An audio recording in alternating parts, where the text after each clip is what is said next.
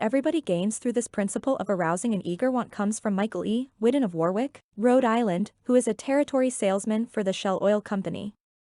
Mike wanted to become the #1 salesperson in his district, but one service station was holding him back. It was run by an older man who could not be motivated to clean up his station. It was in such poor shape that sales were declining significantly. This manager would not listen to any of Mike's pleas to upgrade the station. After many exhortations and heart-to-heart talks, all of which had no impact, Mike decided to invite the manager to visit the newest Shell station in his territory.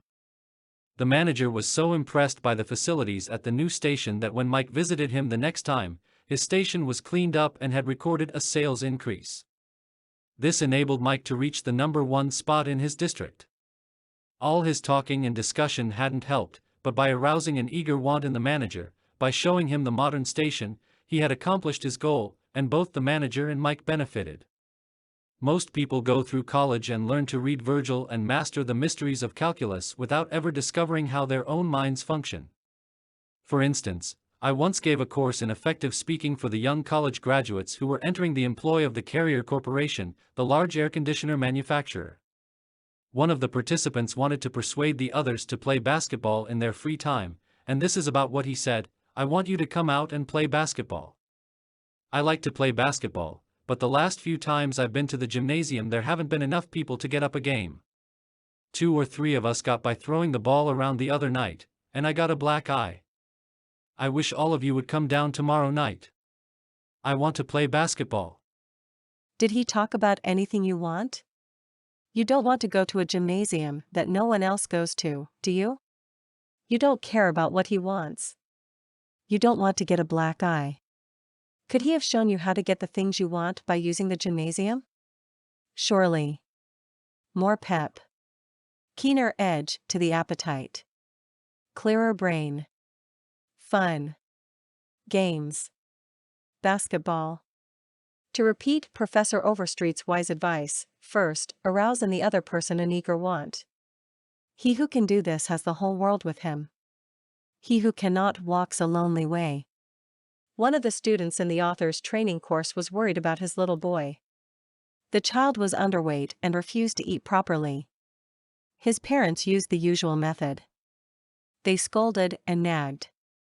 Mother wants you to eat this and that. Father wants you to grow up to be a big man. Did the boy pay any attention to these pleas? Just about as much as you pay to one fleck of sand on a sandy beach. No one with a trace of horse sense would expect a child 3 years old to react to the viewpoint of a father 30 years old. Yet that was precisely what that father had expected. It was absurd. He finally saw that. So he said to himself, "What does that boy want? How can I tie up what I want to what he wants?" It was easy for the father when he started thinking about it. His boy had a tricycle that he loved to ride up and down the sidewalk in front of the house in Brolken. A few doors down the street lived a bully, a bigger boy who would pull the little boy off his tricycle and ride it himself. Naturally, the little boy would run screaming to his mother, and she would have to come out and take the bully off the tricycle and put her little boy on again. This happened almost every day. What did the little boy want?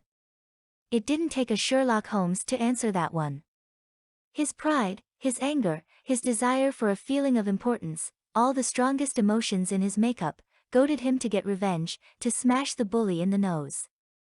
And when his father explained that the boy would be able to wallop the daylights out of the bigger kid someday if he would only eat the things his mother wanted him to eat, when his father promised him that, there was no longer any problem of dietetics. That boy would have eaten spinach, sauerkraut, salt mackerel, anything in order to be big enough to whip the bully who had humiliated him so often. After solving that problem, the parents tackled another. The little boy had the unholy habit of wetting his bed. He slept with his grandmother. In the morning, his grandmother would wake up and feel the sheet and say, "Look, Johnny, what you did again last night." He would say, "No, I didn't do it. You did it." Scolding, spanking, shaming him, reiterating that the parents didn't want him to do it, none of these things kept the bed dry. So the parents asked, "How can we make this boy want to stop wetting his bed?" What were his wants? First, he wanted to wear pajamas like Daddy instead of wearing a nightgown like Grandmother. Grandmother was getting fed up with his nocturnal iniquities, so she gladly offered to buy him a pair of pajamas if he would reform. Second, he wanted a bed of his own. Grandmother didn't object. His mother took him to a department store in Brooklyn, winked at the salesgirl, and said, "Here is a little gentleman who would like to do some shopping." The salesgirl made him feel important by saying, "Young man, what can I show you?" He stood a couple of inches taller and said, "I want to buy a bed for myself." When he was shown the one his mother wanted him to buy, she winked at the salesgirl and the boy was persuaded to buy it. The bed was delivered the next day, and that night, when father came home, the little boy ran to the door shouting, "Daddy! Daddy!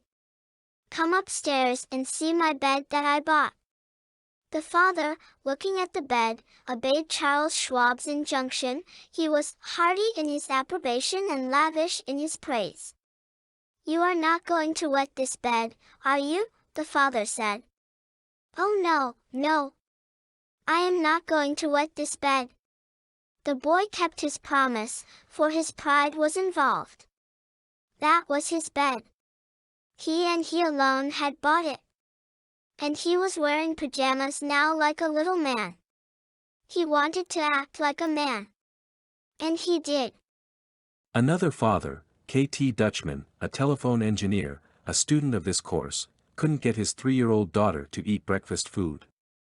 The usual scolding, pleading, coaxing methods had all ended in futility. So the parents asked themselves, how can we make her want to do it? The little girl loved to imitate her mother, to feel big and grown up, so one morning they put her on a chair and let her make the breakfast food. At just the psychological moment, father drifted into the kitchen while she was stirring the cereal and she said, "Oh, look, Daddy, I am making the cereal this morning." She ate 2 helpings of the cereal without any coaxing, because she was interested in it. She had achieved a feeling of importance. She had found in making the cereal an avenue of self-expression. William Winter once remarked that self-expression is the dominant necessity of human nature. Why can't we adapt this same psychology to business dealings? When we have a brilliant idea, instead of making others think it is ours, why not let them cook and stir the idea themselves? They will then regard it as their own, they will like it and maybe eat a couple of helpings of it. Remember, first, arouse in the other person an eager want. He who can do this has the whole world with him. He who cannot walks a lonely way. Principle 3. Arouse in the other person an eager want. In a nutshell, fundamental techniques in handling people. Principle 1. Don't criticize, condemn or complain.